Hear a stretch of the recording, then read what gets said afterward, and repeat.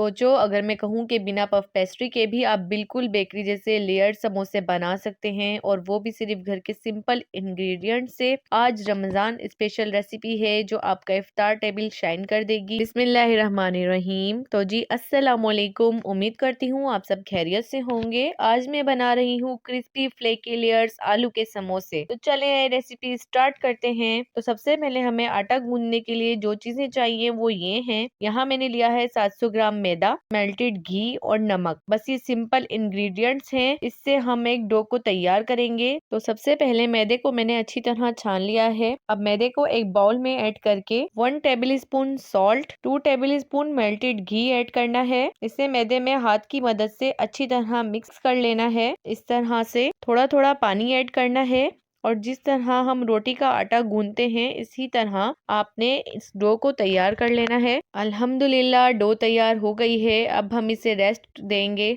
तकरीबन आधे घंटे का, जब तक हम एक आलू की स्टफिंग अच्छी सी रेडी कर लेते हैं। मैंने यहाँ 450 ग्राम आलू लिए हैं बॉयल, और इन्हें मोटे चंक्स में मैश कर रही हूँ। इसमें ये सब स्पाइसेस ऐड करूंगी। आलूओं को आपने ज्यादा बारीक मैश नहीं करना, थोड़े थोड़े चंक्स आने चाहिए। अब मैं इसमें सारे स्पाइसेस ऐड कर रही हूँ। 1 टेबल स्पून कुटी हुई लाल मिर्च, 1 टेबल स्पून काली मिर्च पाउडर, हाफ टी स्पून हल्दी, 1 टेबल स्पून जीरा, 1 table spoon chaat masala, 1 table spoon नमक और 2 टेबल स्पून बारीक कटा हुआ धनिया ऐड करने के बाद अब इन सभी स्पाइसेस को अच्छी तरह स्पैचुला या चम्मच की मदद से अच्छी तरह मिक्स कर लेना है। तो देखा आपने कितनी झटपट हमारी स्टफिंग बनकर रेडी हुई है। ना ही कोई पकाने का झंझट ना कुछ। इस तरह आप भी एक मजेदार सी स्टफिंग रेडी कर सकते हैं। स्पाइसेस आप अपने टेस्ट के अकॉर्डिंग भी ज्यादा या कम कर सकते हैं। डो को रेस्ट दिया आधा घंटा हो गया है। तो अब हम आते हैं डो की तरफ। देखें ग्लूटेन रिलैक्स हो गया है। इस स्टेज पर आपने आटे को दोबारा फोल्ड नहीं करना,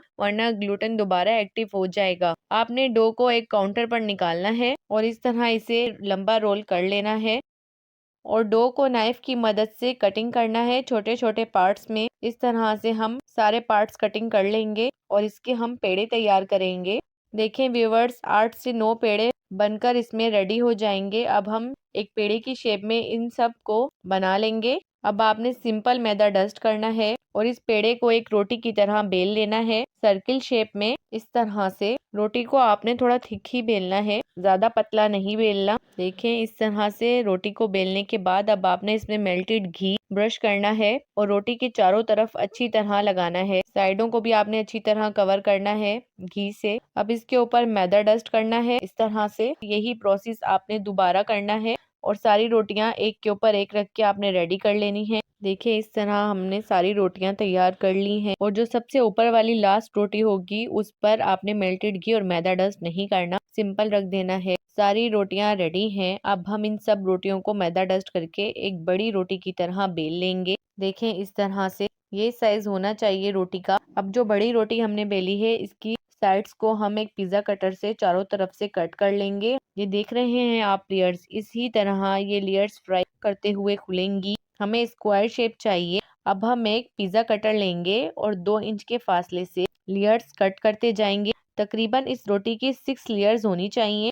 इस तरह तीनों लेयर्स पर आपने अच्छी तरह मेल्टेड घी लगा लेना है और अब इन पर मैदा डस्ट करना है, और जो आगे वाली 3 लेयर्स हैं उन पर घी नहीं लगाना। 3 लेयर्स के ऊपर ही 3 लेयर्स बगैर घी वाली रखनी है। आपने इसे थोड़ा स्ट्रेच करके इस तरह रखना है। अब इस तरह स्क्वायर शेप में कटिंग करते जाना है। देखें इस तरह लेयर्स बन गई हैं। सारी शेप में हमने स्क्वायर शेप में ही रेडी कर लेना है।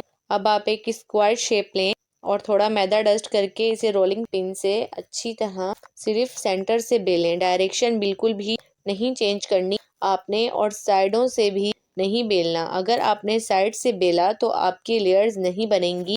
अब थोड़ा सेंटर से बेल कर जो हमने स्टफिंग रेडी की है उसे चम्मच की मदद से सेंटर में रखकर इस तरह एक कोने से दूसरे कोने तक फोल्ड करें, और 3 कोनों में सिंपल पानी लगाना है फिंगर की मदद से, और फिंगर की मदद से आपने सेंटर से ही पुश करना है। इस तरह से साइडों पर पुश नहीं करना, वरना लेयर्स डिस्टर्ब हो जाएंगी। इसी तरह मैं सारे समोसे रेडी कर लूंगी। देखें कितनी ज़बरदस्त शेप बनकर रेडी हुई है।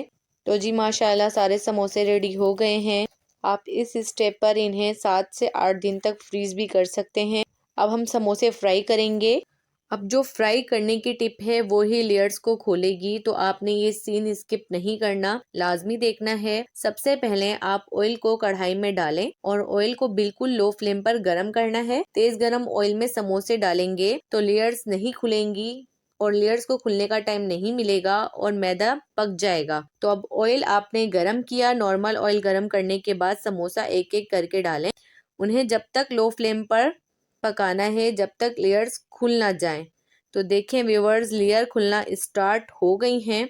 तकरीबन इस प्रोसेस में आपको 4 से 5 मिनट लगेंगे तो लेयर्स हमारी खुल जाएंगी।